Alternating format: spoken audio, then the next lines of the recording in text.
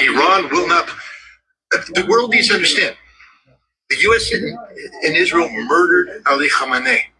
They murdered the supreme leader. People need to stop pretending this wasn't an event. This is a earth-shattering event. The Iranian people are enraged. They will not stop this war until they get their revenge. And their revenge will be against the nation state Israel that perpetrated this and against the United States. This doesn't end with the United States having a military footprint in the Middle East. Iran will seek to eliminate that. Now, if Donald Trump is willing to withdraw the totality of American forces from the Middle East, that could bring about, the reopening of the Strait of Hormuz and peace and comfort with the Gulf Arab states. But if Donald Trump wants to pretend that the United States has an inherent right to continue to have a military presence in the Middle East after they use that military presence to carry out a surprise attack against Iran, you're smoking dope. And if you think Israel gets to continue to exist in a manner that threatens Iran, no, Israel murdered the supreme leader. They now have the son of the supreme leader as the supreme leader. You think he's going to sit there and say, that's all cool. You murdered my dad. You killed my daughter. You guys tend to forget about that. 14-month-old granddaughter of Ali Khamenei. Murdered by Israel. Murdered. And you want to pretend that they're going to sit there and say, it's all good. 170 school children murdered by the United States. And you want to pretend that Iran's going to go, it's good. They blew up an oil facility. It's raining acid rain, death, oil, death, fire in the streets of Tehran. And you want the Iranians to go, that's cool. What the hell? Let bygones be bygones. No, Israel and the United States entered an existential war against Iran. Existential means life terminating. Iran has played that game. They picked up the ball. They said, let's play. They're not going to quit until they get their results. And their results are America out of the Middle East and Israel never again. Iran will not. And it's heavy that he said it the way he says it, because he says it with such compassion. As I was watching this, I just watched a little bit of it through the spirit. We as Babylonians / Americans forget about the human basic need of revenge. You see it on films. Matter of fact, you see it on a regular day basis, but it's self-centered. But when you look at other cultures, other nations, so to speak, is essential, like he just said, because it's something that the Lord put in man to want revenge. First of all, I want to give all praises to Yahweh, Ba'Hashem, Yahushai, Ba'Hashem, Rakakadash. Double honor to the apostles and elders of Great Millstone. Salutation to all the brothers and the few sisters out there. Also, as like foreigners from the seed of Abraham, Isaac, and Jacob, Shalom in the Hebrew, which means peace. Now, I said it the way I said it, and it just hit me again last Saturday at camp. You had an individual Jake that came by to ask questions because he was curious. You know how they always curious. And his whole thing was about he shouldn't hate nobody. He should let bygones be bygones type shit. And that's a slave mentality. If you think like that, you're not in the right mind. Something deeply wrong with you. All right. Matter of fact, Genesis 9 and 5. It says, and surely your blood, 6. Whoso sheddeth men's blood, by man shall his blood be shed. For the image of the Most High made he man. So bloodshedder, or somebody that takes another man's life, by law, is supposed to be, his life is supposed to be taken from him. But there's more. It says, yep, this is the one. Numbers 35 and 25. And the congregation shall deliver the slayer out of the hand of the revenger of blood. And the congregation shall restore him to the city of refuge, whether he fled. And he shall abide in it unto the death of the high priest, which is anointed with the holy oil. But if the slayer shall at any time come without the border of the city of his refuge, whether he was fled, the revenger of the blood find him without the borders. So there was actually a city where if somebody slay somebody accidentally, uh, there was a city of refuge, meaning there was a city where the person can go and you got to just dwell there. But there's a law this is the law stating that if you decide, you know what, hold on. Yeah, if you decided I'm gonna take my chances, I'm gonna go out there and do whatever, the person not gonna do nothing to me. All right, this is the law. If the revenger of blood find him without the borders of the city of his refuge, and the revenger of blood kill the slayer, he shall not be guilty of blood. All right. So you harm somebody. Hey, scripture says, actually, it isn't. Exodus 21st chapter, right? Let me see.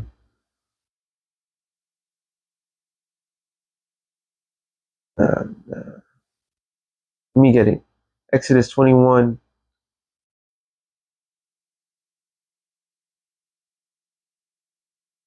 Come on. Work with me here, people.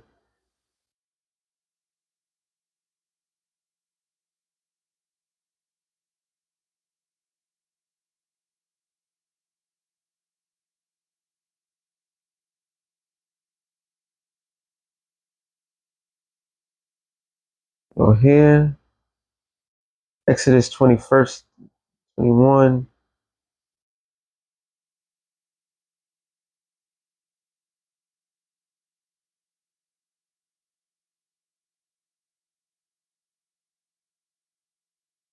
There it is. I see what I was looking for.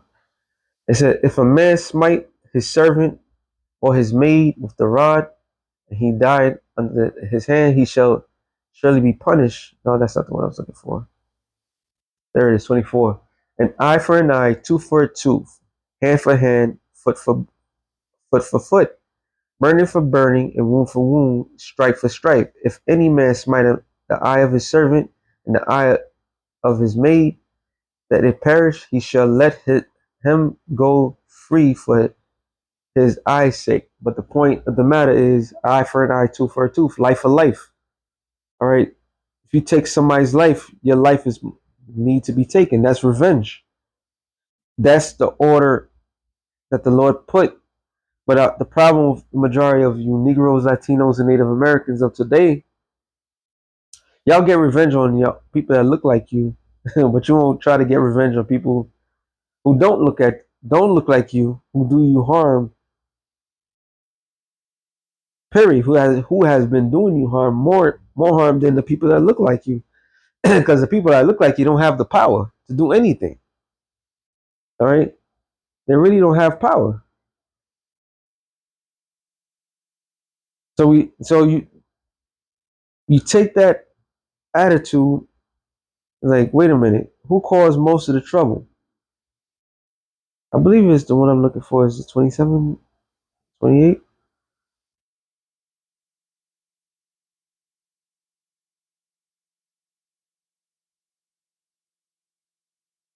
That's a good one. Matter of fact, let me read it. It says, Sirach 27 and 26. Whoso diggeth a pit shall fall therein, and he that set up a trap shall be taken therein. He that worketh mischief, it shall fall upon him, and he shall not know from whence it cometh. And that's the story of this whole war. They dig a pit, they started something that they cannot get themselves out of, no matter what the situation is. However the situation may look, is looking dire for the United States of America. And people forget, and that's the problem with us Americans. We've been trained like that. Watching the news has made everybody think a certain way. And we was programmed to be like goldfish. Tragedy happens. Tell me if I'm lying. When tragedy happens, what do we do? If it's not in our sight, we completely forget about it. That's how we was trained. That's how they put in our minds. So we can never think of anything else but ourselves, period. And we don't know the danger that we truly are in because the people that's in power made it that way. People are very oblivious of their surroundings, right?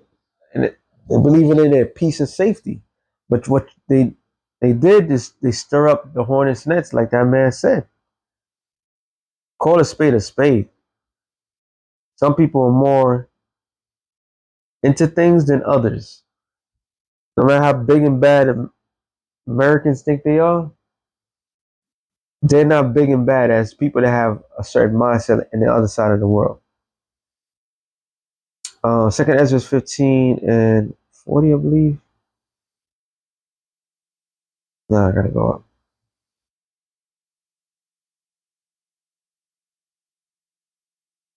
It says, I started at 28. Behold, a horrible vision, the appearance thereof from the east, which is the appearance where in the east? The Middle East. All right. Why is it a horrible vision? Because the Middle East is stirred up now.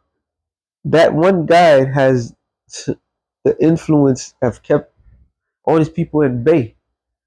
It's like if the Pope got killed by a Muslim, the whole entire Roman Catholic following will go crazy and they will want revenge.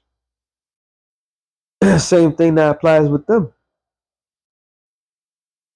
And it says, I'm sorry, I lost my place. It was 28, right? 29 now. Where the nations of the dragons of Arabia shall come out with many chariots, and multitude of them shall be carried as the wind upon the earth, that all they which hear them may fear and tremble. So that Arabian dragon mindset is being stirred up. All right. That one religion, you have the Pakistanians, you have these Indians, they're Muslims. All right. I forgot what kind of Muslims or the Iraqis. I think they're Shiites or something like that. There's one extreme and one that is not extreme. They always had difficulties. But you took two factors that were split in two and then becoming united because of what? The bombardment, the unjust war that's being taking place. And it says, verse 30, also the Carmanians raging in wrath, which the Carmanians are the Persians, the Iranians of today. Raging in wrath shall come forth as a wild boars of the wood. Now, when you go into Ishmael, when Ishmael got his blessing from the Most High, it said the Lord called him a wild man. So that wild man mentality, the Arabian means mixture. Carmanians, they're mostly Elamites, but yet they're still Shemites, and they have a wild nature, and that's what we're seeing. And with great power shall they come and join with battle with them, and it shall waste a portion of the land of Assyria. And then shall the dragon have the upper hand, remembering their nature, and if they turn themselves, conspiring together in great power to persecute them. So again, they're remembering their nature. And they did, I believe it was yesterday, or I'm doing this, whatever. When Iran attacked, they said Iran has not attacked, period. They just been on a defense. So they switching strategies. And they're saying that the Iranians are very smart when it comes to strategy. What Trump is doing, he's he's working on emotions. He's just working to make himself look good. But all that shit is making him look bad. And all it's doing is stirring up the pot. All it's making more enemies out there. When at this point, ain't no Israelis gonna be safe wherever they go. Because the simple fact is the world split. But that was part of the agenda. The agenda was to the war and all wars was between Muslims and Christians. You see that? So I could consider a holy war. But the difference between back then and now, the people, not only they rotten, spoiled, they know nothing about war. They know nothing about the basic thing of revenge. They know nothing about it. All right. 9/11 happened. That was even though it was fabricated, that was an emotional thing. People really became patriots that time. This time, ain't nobody trying to fight this war. And the crazy part about it, that the Persians, the Carmenians, slash Parthians, they were divided. And now they're becoming united. Every day they're getting stronger and stronger. They're galvanizing because of the things why Scott Ritter made mention of. So this plan is backfired. They were supposed to bomb them to submission, and it backfired. All right? It really backfired on them. Because the Lord has set up a trap. Esau fell right into it. And the human basic of revenge will always win. And the Lord's with that. All right. So if they're going to get their revenge, how much more we, all right, the Israelites, the Lord is fighting for us. Hey, the Lord's setting up all these nations to go at one another. Now, that's what the whole purpose of this whole thing is. It's for everybody to turn against one another, fight against another. Oh, matter of fact, I'm gonna end it off on this. I believe Chronicles, Second Chronicles.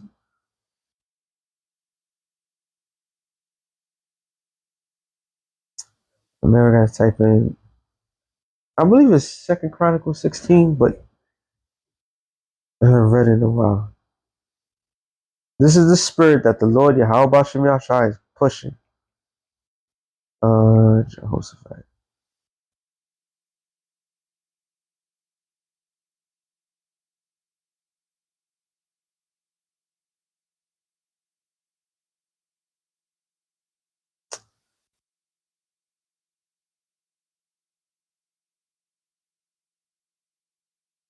I'm sorry.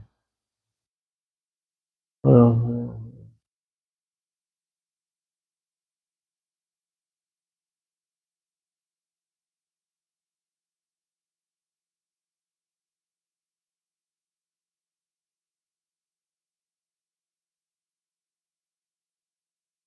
what is happening? Nope.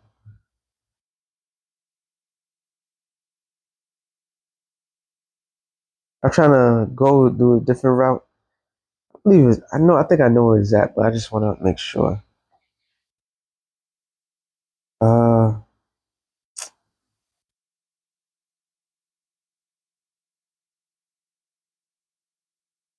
Chronicles, first, Second Chronicles, 16, 16.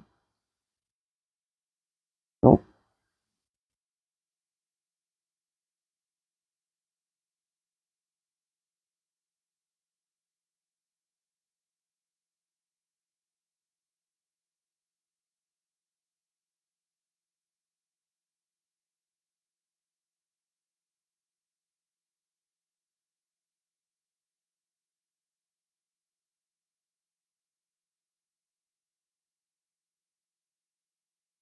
Okay, that was one.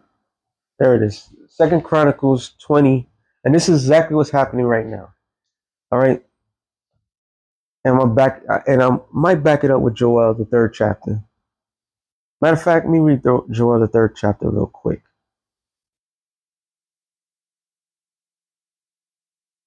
See what the Lord is doing.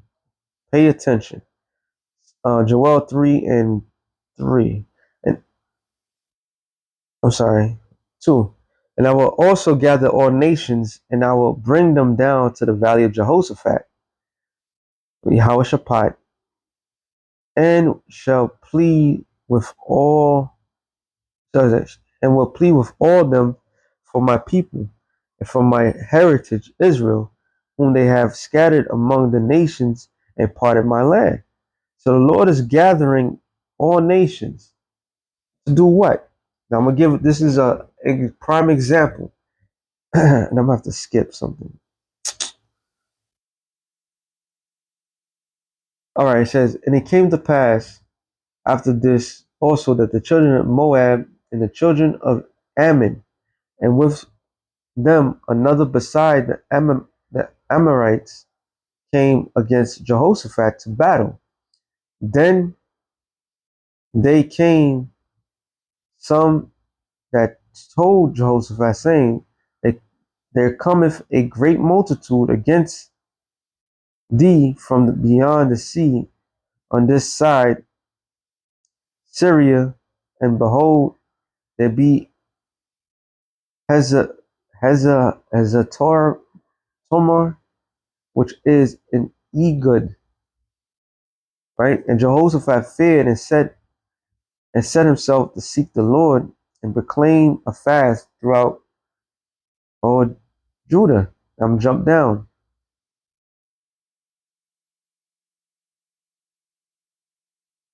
All right, verse 15. And he said, hearken ye all. So the Lord, Jehoshaphat cried unto the Lord with all Israel. And this is, and the spirit of the Lord jumped into a prophet. And this is what the prophet said. He said, hearken ye all Judah, and ye inhabitants of Jerusalem, and thy king Jehoshaphat. Thus saith the Lord unto you, be not afraid nor dismayed by reason of this great multitude, for the battle is not yours, but the Most High. And that's exactly what's happening right now. This is not our battle. All right, what's happening with Iran? Put it this way: what's happening with World War III is not our battle. That is not for us to be concerned of. That's just the background noise. That's just the background setting. Our main course right now is to serve Yahweh Bashem Yahushua, to repent and live a righteous life and help others. All right, that's our main goal.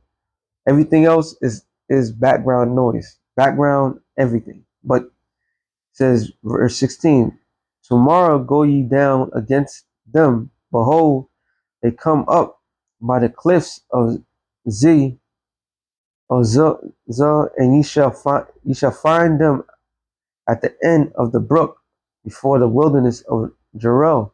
And ye shall not need to fight in this battle. Set yourselves, stand ye still, and see the salvation of the Lord with you, O Judah and Jerusalem. Fear not, nor be dismayed tomorrow. Go out against them, for the Lord will be with you. And Jehoshaphat bowed his head with his face to the ground, and all Judah and the inhabitants of Jerusalem fell before the Lord, worshiping the Lord. And the Levites of the children of Corinth, the Corinites, and the children of the no, sorry, the Corinites and the children of the Corinites stood up and praised the Lord, Yahweh Bashem Yahushai of Israel, with loud voice on high. And they rose early in the morning and went forth into the wilderness of Tekoa. And as they went forth, Jehoshaphat stood and said, hear me, O Judah, and ye inhabitants of Jerusalem, believe in the Lord your power. So shall you be established before his prophets, and shall be prosperous. And when he had consulted with the people, and he appointed singers unto the Lord, and that they should praise the beauty of the holiness, as they went out before the army, and they say, praise Yahweh, for his mercy endure forever. And when they begin to sing the praises of the Lord, set an ambush against the children of Ammon and Moab and Mount Seir. So Mount Seir is whom? Esau. So Esau, Ammon, and Moab was they came together to come against Israel. But guess what? They end up fighting one another, which were come against Judah, and they were smitten. For the children of Ammon and Moab stood against inhabitants of Mount Seir, utterly slay and destroyed them. And when they had made an end of the inhabitants of Seir, everyone helped destroy another. So the Lord really put the spirit on these people to really kill one another, destroy one another. So they false alliance went to nothing. That's what the Lord is doing right now. He's stirring up the pot. He's raised up adversaries towards Babylon. And Babylon don't see it. They don't see they fall. They can't see it. They can't see that they're going down.